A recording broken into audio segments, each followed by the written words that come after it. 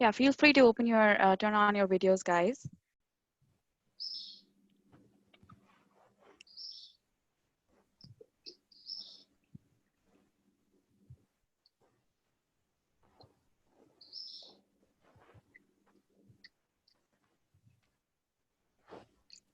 So we have here Tiffany. Hello, Tiffany. Hi, everybody. Hi. How are you? Hi. How are you doing? Good, doing well. Thank you so much for doing this. Thank you so much for joining the session today. Of course, I'm honored. Now, first of all, I would like to welcome Tiffany to our session today. Like we all know, Tiffany is the founder and CEO of Mogul, which is a global platform and search firm that allows women to share their stories and be themselves. It is a very powerful and empowering platform, and I think you should all look it up. And it has a presence in about 196 countries.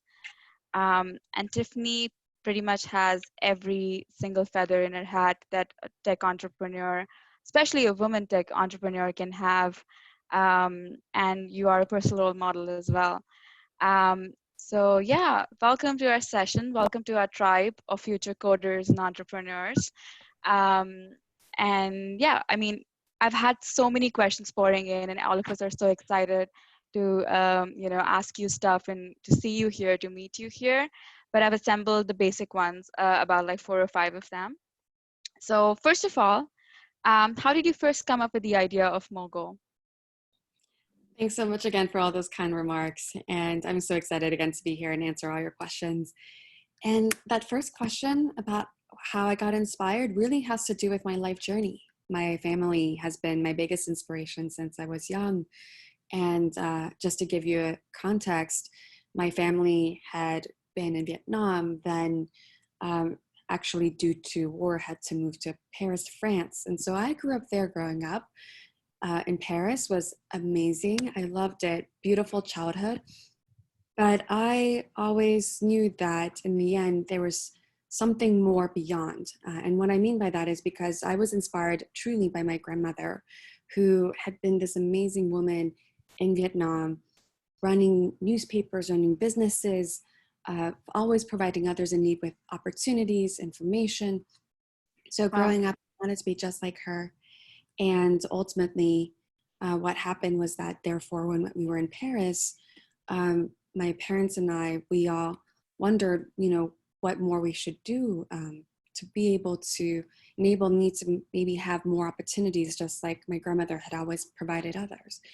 And so, because I was a minority in France, and then ultimately they fell in love with America, wondered whether perhaps we could move there, have more opportunities there. So they ended up moving us to Plano, Texas, which was very different. Don't know if anyone here has been to Plano, Texas, but it was very, very different. And I only knew how to speak French and Vietnamese at the time, didn't know how to speak English. So at age 10, it was very, very difficult for me. And then ultimately I ended up then watching TV shows like Friends and I Love Lucy to learn how to speak English. Then thereafter, I started to see for myself how powerful the world around us could be for learning and education. And I never forgot that feeling. And then when I was 14 years old, that's when my entire life changed, because that was the day that my biggest role model in life, my grandmother, ended up passing away young, unexpectedly. And so that day, I made a promise that I would spend the rest of my life working towards the same goal and mission that she had had. No matter how hard or challenging, I would spend every waking moment working towards the same goal mission too. I promised. So ever since I was 14, that's all I've ever worked towards. And so then my brief but very long journey to Mogul was that then thereafter at age 16, I didn't know what to do. So I ended up thinking to myself, what more could I do to be like my grandmother? Perhaps I should stay in Plano, Texas. But that's when I happened to watch a TV show called Gilmore Girls. And I don't know if anyone here has seen Gilmore Girls, but the protagonist in the show, she's just like me, very studious, smart, serious, quiet, shy. And so that was her persona. And when I saw her, I thought, wow, that's just like me. And then I saw that she was running the school newspaper at Yale in the show. And she was now a student at Yale running this new school newspaper just like my grandmother had run. So when I saw that, I thought maybe that's what I could do to be like her. And that's when I therefore started to realize maybe that's what I could do. And I didn't have money though to go do it. So I decided nonetheless to write a letter to Yale asking for a chance. And then all of a sudden, after a couple of months of silence, I got back a letter that they were going to let me in on a scholarship. So the first time I ever saw really what a college looked like, the first time when I saw what Yale looked like was my very first day of class. I had no idea what it was going to look like, never visited it. And so then, as you can imagine, I was still shy, still unsure of myself, even though I tried to be like my grandmother. But that whole first year went by and I didn't do a thing. I didn't even raise my hand in class. I didn't even speak up. So what happened was that then I came back to Plano the summer after my freshman year. And I said to myself, I should have never let that happen. I have to be more like my grandmother. I have to like push myself, speak up, take opportunities when they come. So I came back to campus and all of a sudden I got an email and it said that the Asian American Students Alliance at Yale was looking for a webmaster. And I had no idea what a webmaster was at the time, but I thought this is an opportunity. And I told myself I would go after opportunities, so I went for it. And so as a result, I must have been the only one that applied because I got it. I became the webmaster. And then thereafter, I ended up joining their board meeting as the webmaster. That was my one really special privilege. I got to attend board meetings. And the very first one I attended, they said that they were extremely livid, not at me, but at the school newspaper, the very same one I wanted to join, because they said that it had printed a racist cartoon against Asians that morning. So they were going to shut it down. They were going to protest. And I happened to look at the newspaper and I saw an ad at the bottom of the newspaper and they were looking for a financial analyst. And I thought, what better way to change an organization than the inside out, perhaps? Because maybe the reason why they thought it was okay to print a racist cartoon was because they lacked a diverse staff. So as a result, I ended up becoming the financial analyst for this newspaper, going after that second opportunity. Turns out there was only 2 people left on that team, including myself. The rest of the whole business team had fled because, as it turned out, it was actually going bankrupt, the newspaper. So as a result, I ended up rolling up my sleeves, doing what was my worst nightmare at the time, which was going and selling door to door to door myself. Wow. And we went from bankruptcy to record profitability within 6 months. And that became my first entrepreneurial experience, proving to myself that I really could be like my grandmother, could be like Rory, could be like them. And so then all of a sudden, thereafter I happened to watch another movie called Legally Blonde. And if you've seen this one, this woman, Elle Woods, she's just like me, didn't believe in herself, but then she went off to Harvard and she killed it when she got there. So I thought maybe that's what I could do next. So I watched that movie 100 times and then applied and wrote a letter. And then they ended up writing me back that they were going to let me in on a scholarship. So I ended up there. Harvard Business School, became one of their youngest students. And similarly, that first year, you'll see that pattern throughout my life, didn't speak up, didn't have courage much. But then that second year came back, roaring back, and started raising my hand all the time. No regrets, just saying whatever was on my mind, the 3 points, I had to say it. Years later, a really special honor was that Harvard Business School writes about several companies each year, typically like IBM or Nike or Zara. This year, their latest case study subject was Mogul, my company, 10 years later. So that was a really, really big honor. And so ultimately, then thereafter I graduated, ended up working for the president of BBC, who soon became thereafter my friend, collaborator, mentor, and the CEO of Warner Brothers, the first female CEO of Warner Brothers in 100 years, wow. And on the board of Mogul. So she became my first board member. Then I ended up working for the president of HBO, then the president of CBS, and I became their youngest executive, overseeing TV stations, radio stations, websites, mobile properties. But at night, to create a company, I knew I needed to know different skill sets. So I ended up then getting 2 more jobs simultaneously. The second job was working with the vice mayor of Beijing to create a new venture together that could bridge the cultural gaps between US and China. And I became the global head of marketing for that venture. And then the third job at nights was producing feature films and documentaries with, for example, Gerard Butler, Patricia Arquette, around different social issues that needed more global awareness. So I had these three different jobs. And within that last job, especially loved it so much. It was always highlighting new talent at the forefront of the industry, forefront of Hollywood. For example, I became the producer behind the first North American feature film to ever feature a man with Down syndrome in the lead role, for example. And I was doing all of these three jobs. And at this age, I was about 25. So I was doing all of these three jobs. And so then Forbes, the final catalyst towards Mogul was that Forbes magazine suddenly printed a new column called the 30 Under 30. And it was new at the time. They put all these celebrities on there like Taylor Swift or Evan Spiegel from Snap, but they must have run out of celebrities because they put me on the final slot. Wow. And all of a sudden, I got so many letters from all around the world, from young women asking me for help and advice. And as a result, I ended up coming up with the idea for Mogul then.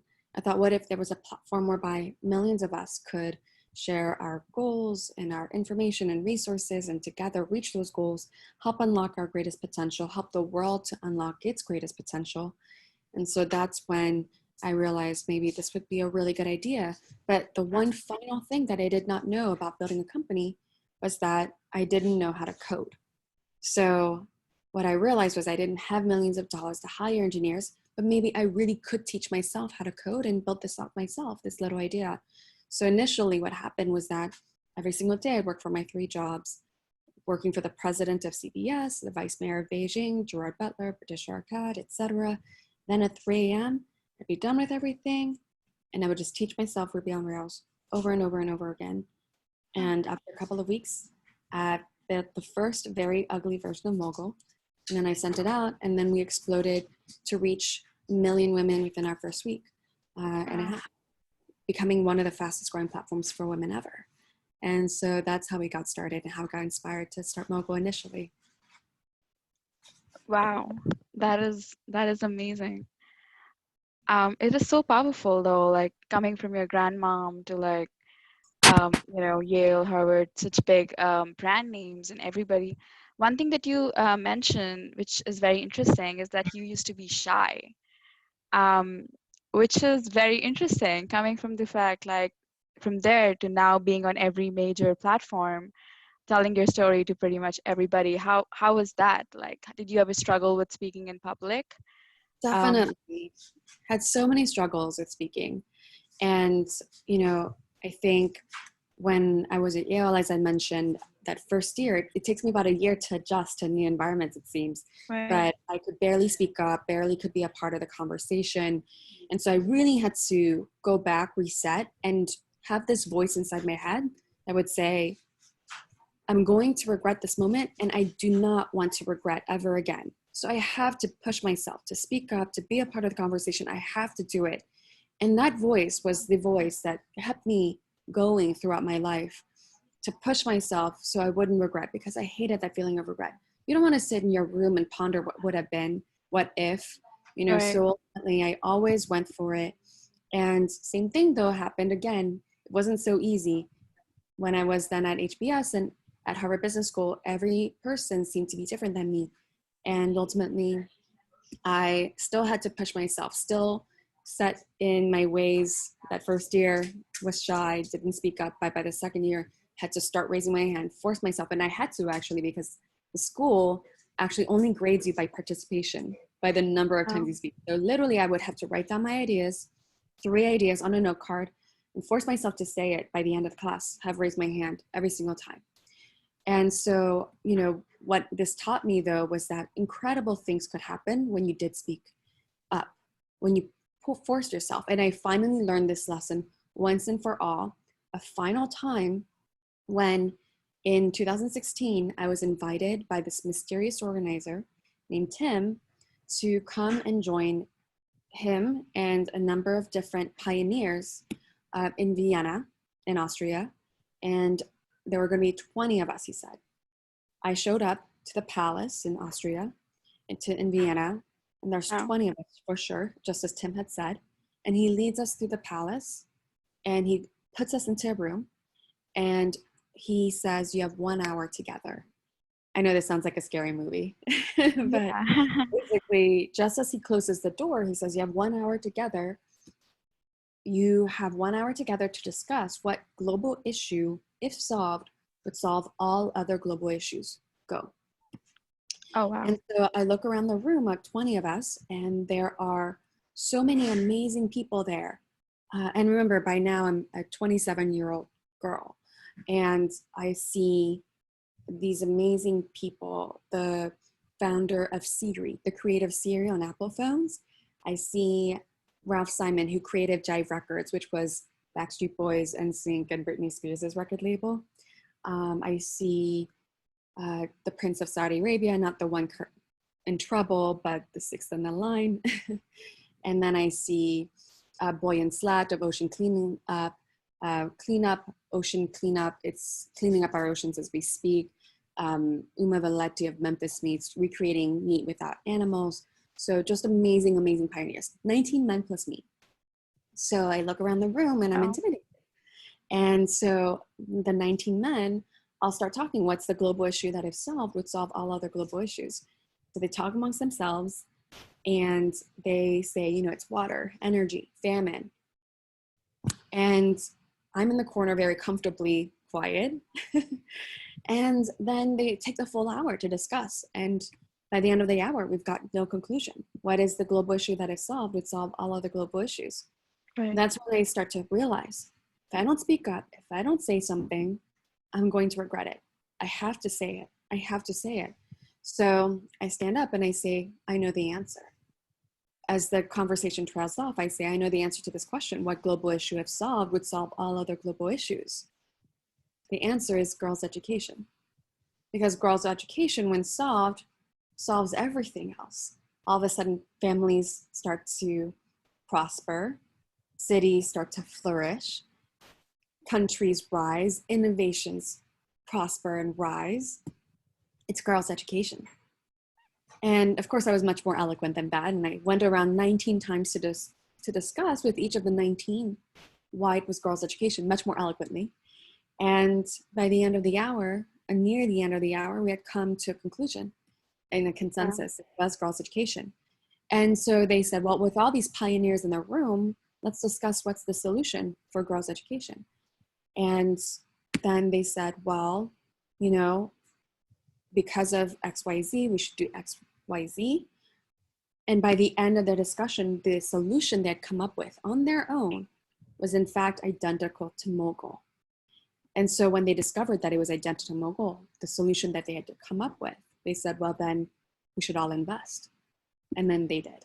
So you Oh, never wow. know when the Oh, most wow. incredible things could happen from speaking up. You have to force yourself, or else you'll otherwise always wonder what if.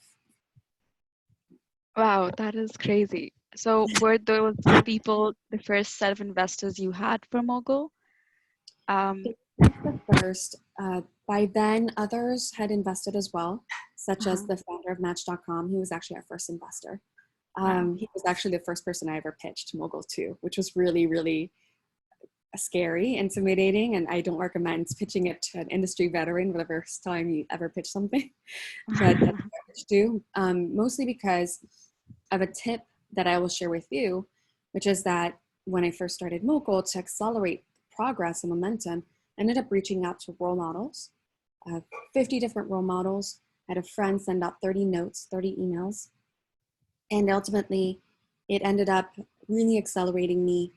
And ultimately, this wonderful friend connected me to so many veterans, including the founder of Match.com. And so Wow. he was the first to respond immediately and said, let's get on a call tomorrow. I had no pitch deck ready, no idea of how to pitch, but I got on the call with him and I made all sorts of mistakes. I presented a presentation with a full black background, which you should never do because otherwise they will want to print it out or read it, waste their toner. I put all these data points on one slide, which you also don't want to do because then the data will just overwhelm the other person. And ultimately they, just don't want to read it. So sure enough, I made all those mistakes, but he loved my spirit. He loved the journey because it resonated with his own. He too had started Match.com, didn't have funding, didn't have advisors, lost the first million people he had on platform. So as a result, he ended up saying, you know what? I don't want that to happen to you. I'm going to invest. And I was like, really? Wow. He was like, yeah, just send me the documents. And I said, what documents? So he said, the next time you talk to someone like me, make sure that you've gone to ycombinator.com to get your investment agreement beforehand. And make sure you've gone to founderinstitute.com to get your advisor agreements. Wow, that's crazy how it all went from one to another. Well, then, yeah, it is. It's so amazing to hear that, especially coming from you. You mentioned that you taught yourself how to code, and you yourself coded the first version of Mogul. Tell us more about how was your first interaction with like coding, and how did you like, end up teaching yourself so much that you built a whole new platform with it?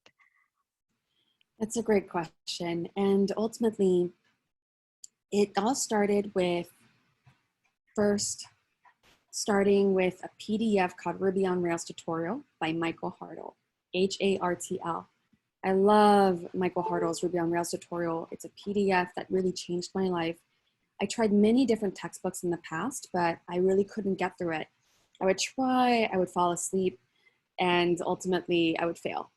But then I tried Michael Hartle's Ruby on Rails tutorial, and it was amazing. It was so how-to, so instructional. Steps 1, 2, 3, which is very much how I think. And so as a result, it was the PDF that made all the difference. And it was thanks to my brother, David, who gave me that PDF. And what happened was that then I used that PDF to then ultimately code the first version of Mogul. I say it was a very ugly version, but a lot of my friends or team members of Mogul say it was actually quite pretty. That said, it was very still the junior coding, junior design, in my opinion. So ultimately, though, it was good enough to send it out to some initial users. I'm sorry. And so as a result, I say that because, ultimately what that led us to was this philosophy of rapidly prototyping and iterating towards perfection over time. Don't worry about it being perfect at the beginning. Push it out there with all the user feedback. You're going to get all the momentum from that, from pushing it out, and then be able to incorporate it back in to then create something incredible and amazing. So as a result, what happened was that then I ended up then pushing it out, iterating towards perfection over time. And that time being over the course of 1 year, 2 years, now 6 years and more, but pushing it out. And now every single day, I still love contributing to our code. We have an engineering team, and I love participating, and it's one of my favorite things. And ultimately, it's just, so amazing to take your ideas out from your head and push it out onto the screen. And so I do want to add the one final note, which is when I use Michael Hartle's Ruby on Rails tutorial, I just want to be clear with everybody that I still almost gave up, because that first chapter, it took me nearly a month to get through. And do you know what that first chapter was on? It was just on what software to download. I literally could not get through it, and I couldn't figure it out. It was so hard. I just couldn't get it. But then, I finally got through it at like the last day of the 30 days. I finally got through figuring out what to download. I know it sounds so silly, but it was for some reason very difficult for me to get everything. Yeah. But my brother said, actually that was one of the most important chapters, because that is the chapter that taught you the discipline of what it takes to be an engineer.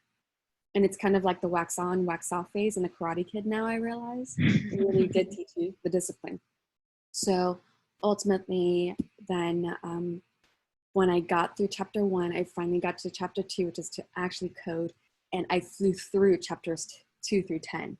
Actually coding was like the most thrilling, most delightful ride of my life. I loved it so much. I was coding until 3 or 6 a.m. I couldn't wait. It was my favorite time of night. And so finally, by the end of the journey, I finished again the first iteration of Mogul. So best time of my life, coding. Wow.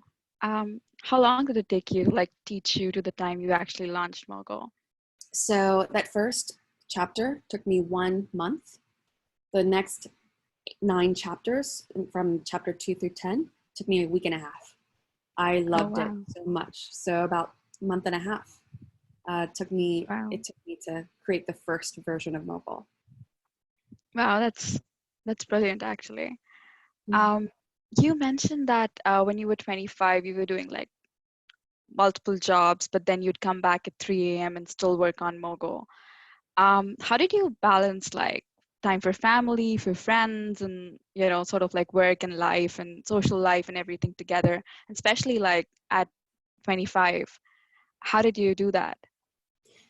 It's a great question. And so what happened was that I ended up working with my brother on Mogul. So he and I co-founded it together. And then we ended up then, as a result, being able to spend even more time together as family. Then I was able to bring in a number of different friends into the organization too, so that then ultimately I was able to work alongside a lot of my friends. Sometimes it's just consultants, sometimes it's just contractors. And at least I was able to enjoy a lot of the early days of Mogul alongside people that I trusted that would do really great work. And that may not be for you. Perhaps you don't have friends exactly within your industry or the area of the business that you're going to start. I just happened to do so. And that can lead to various pros and cons. I want to be realistic about that. But for me, what I would do is I would bring on friends on 6 month or monthly contracts, and typically just have them be contractors with the company. And if after 6 months it still worked out well, they could convert into full time. Wow. So ultimately, it worked out well in this way. So I had family, I had friends. My parents ended up moving there and selling from Texas to New York, where I was based. So I ended up being able to see my parents as well. And then in terms of going out and seeing friends and relationships and more, because I had so much integration of work and family and friends all within Mogul already, and then I was able to then thrive furthermore in my personal life thereafter because so much was already integrated. The only place I did suffer though was sleeping and exercise. So I definitely did gain a lot initially in the first few years of Mogul, probably like 10, 15 pounds, but actually lost it all this year. So that's exciting. So I'm back to my pre-Mogul days, which is really exciting from a health journey standpoint. So, life is up and down. Life is just this long road and long journey. So don't worry if you're not getting everything you need in one moment. Just know that, even if you're lacking sleep now, as a younger person, in a couple of years, just so long as you're not ruining your health in the interim, it'll be okay. You'll get that sleep. You'll get going. If you're not in a relationship right now, don't worry. People are finding love at age 40, 50, 60, so don't worry about getting it all done now. Just get started. Get started. That is so inspiring.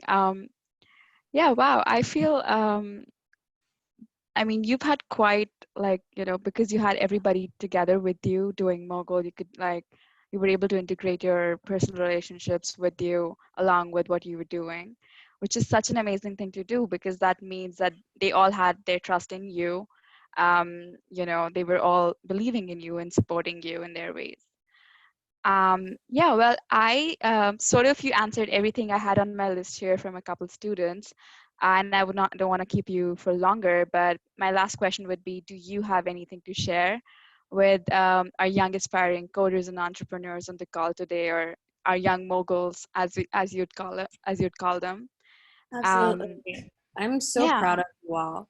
The fact that you are here on a Sunday and you are part of this amazing organization and program, it just speaks volumes that you are all truly moguls and you will all accomplish the most incredible things. Getting started this young, you are just as I was, and you will be even more and greater.